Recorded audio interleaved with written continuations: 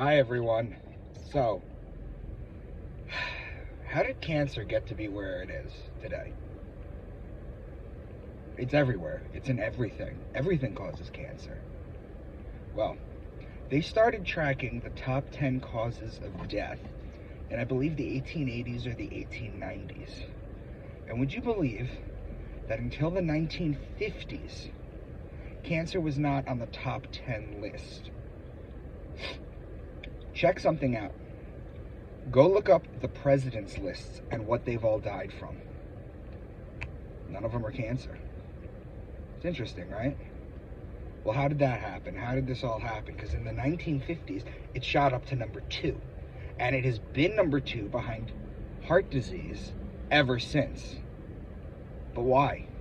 What happened in the 1950s? Very simple. Polio.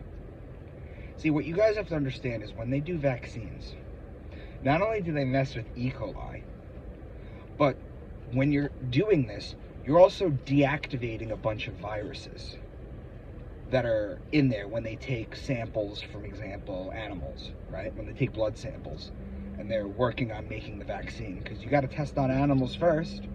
It's not polite to test on humans. The testing on humans only comes later. So what happened?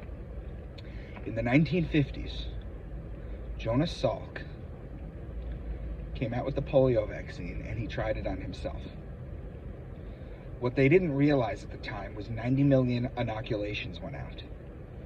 And what they did is they forgot, or they didn't see, or they didn't do. It's a little hazy. Probably maleficently. What they did is they didn't deactivate the SV40 virus, which is a simian or a monkey-based virus. That shot the cancer up to number 2. 90 million people were inoculated with this cancer-causing virus. It has been number 2 ever since. Now, here's an interesting thing, too. With the vaccine that just came out, the COVID-19 one, there are reports now that once again, they failed to deactivate the SV40 virus. Population control. So, that's why. Because imagine a world where there was no cancer and there was no HIV. Think about that for a second. Do your research on this, guys.